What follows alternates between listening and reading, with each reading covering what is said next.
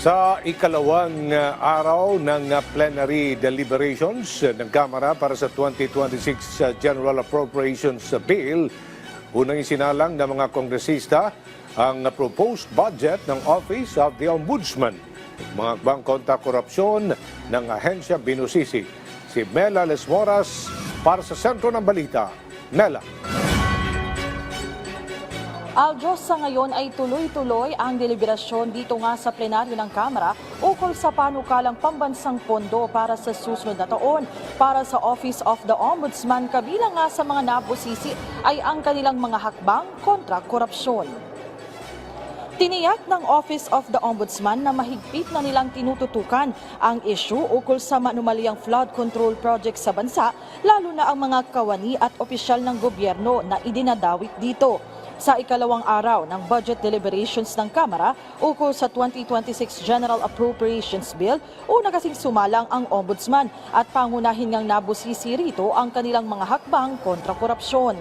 Ayon kay House Committee on Appropriations Vice Chair Keith Nikatan na siyang budget sponsor ng ahensya, may fact-finding investigations na ngayon ang Ombudsman ukol sa mga issue sa questionable flood control projects. 16 na DPWH employees na rin ang napatawan ng preventive suspension. Iniimbestigahan na rin ng Ombudsman si Commission on Audit o COA Commissioner Mario Lipana dahil sa ulat na kontraktor ang kanyang asawa na nakakuha rin umano ng mga flood control projects sa gobyerno. Pakinggan natin ang bahagi ng pahayag ng ilang kongresista ukol dito. Since at least 2018 ay may 15 billion pesos po na pondo ang Ombudsman kontra sa corruption. Ngayon, ang tanong po ng mga kababayan natin sa harap ng napakatinding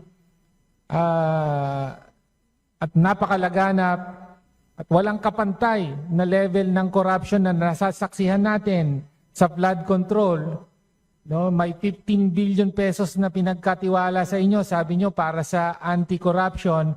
Ang isang tanong lang po ng taong bayan, anyari? Anong ginawa ng Ombudsman? No, bakit po ngayon na lumalabas, ilang taon na po na mga opisyal ng DPWH nagkakasino pala? Mga nagreregaluhan sa isa't isa ng mga sasakyan, SUV, tig 10 million, regalo lang kay boss. Nakapatong lang sa mga table, sa district engineer's office mismo, dandaang milyong piso. Nalaman na natin kahapon, ayun, para pala, ano yun, kickback pala. They are handling a lot of fact-finding investigations now, given the situation we see as of date. They do fact-finding investigations also discreetly so as not to interrupt with the ongoing proceedings which can be done here in the House and the Senate.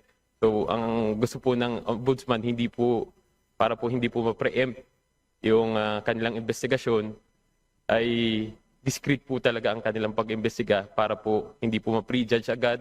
There was a special panel of investigators has been formed to investigate the anomalous government flood control projects. The panel comprises of 13 existing lawyers and investigators from the Office of the Ombudsman. The panel has already commenced its investigation. Rest assured naman po that the Office of the Ombudsman is taking an active stance in addressing this issue.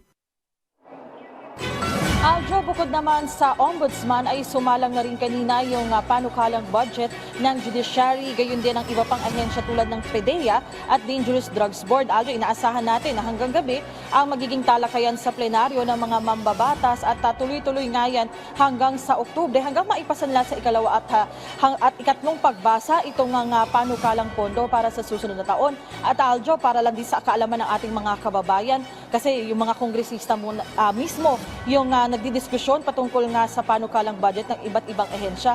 Sa committee level kasi, Aljo, yung mismong mga heads of agencies yung sumasagot sa mga katanungan ng mga kongresista. Ngayong tapos na sa committee level at nasa plenaryo na, ito ngang panukalang budget, may mga tinatawag na budget sponsor ang bawat agency at sila naman yung tumatayo para depensahan nga yung kanilang mga ahensya na nire-represent. So kanina, si Congressman Kit Tan yung tumayo para sa ombudsman at sa mga susunod pang ahensya, ganyan din yung magiging setup dahil nga nasa plenaryo na yung proposed budget ng iba't ibang ahensya. Aljo?